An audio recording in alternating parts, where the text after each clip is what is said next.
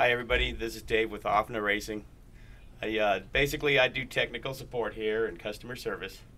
Anyway, wanted to touch base a little bit on the DM-1 spec RTR car. Start off with the body. Basically, body comes pre-painted. It does have a film that is a protectant. What you need to do is cut the lines properly and follow the lines very, very careful. Got the wheel well cut out, and windshield and rear window need to be cut out as well. Basically what I use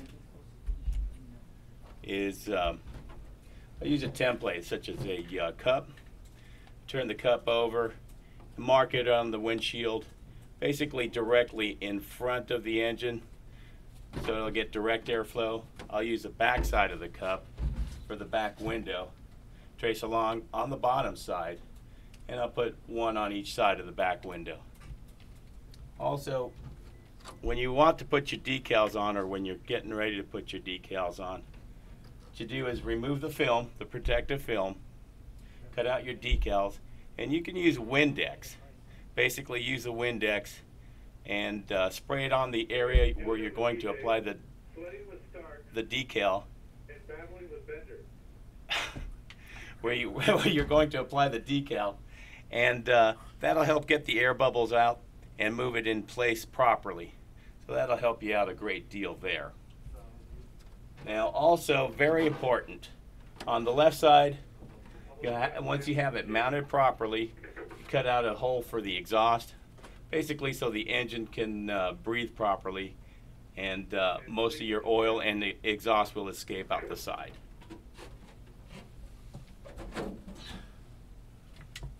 Okay, it's your DM-1 spec RTR, very, very good and nimble car. Comes with the tires. Check the tires, make sure that they're glued properly, and when you install them, make sure that they are tightened correctly. What I like to do is have a bit of a rake to it. You know, the front end a little bit lower than the rear. It gives you a little bit more steering. This thing will have a tendency, especially high speed, where the rear will tend to squat. This will help level the car out at a higher speed. Basically, to adjust your ride height, on the shocks themselves, above the springs, there are collars. By going clockwise, tightening them down will raise the car. By going counterclockwise, that will lower the car. So you can adjust that, you know, front and rear. Also, the camber can be adjusted front or rear, as well as a toe. Very, very easy to do. On the rear, you've got a camber link. It's a top one, and basically screwing it in or screwing it out will change the inclination of the tire on the top. That is your camber. On the front, you have an upper and a lower pivot ball. Those can be adjusted with a 2.5 wrench. Tightening up the top one will give you more negative camber. Loosening it will give you positive camber. You want to have a slight inclination front and rear. You don't want to have the tires completely flat when the car is static or just sitting there. It'll have a tendency to be loose a little bit around the corner.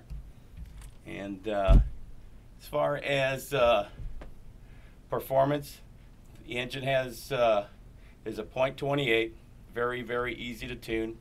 Your baseline settings should have a 1/16 of an inch air gap, basically for the slide. Your low speed needle should be flush, and your high speed needle should be 3 to 3.5 turns out from fully closed. The other item I'd like to touch base on is gluing the tires. Very, very simple thing to do when you do replace the tires.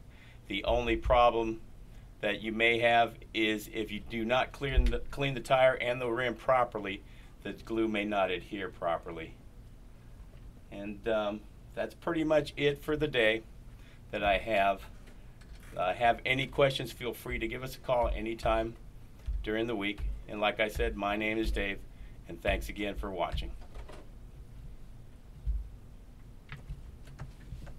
You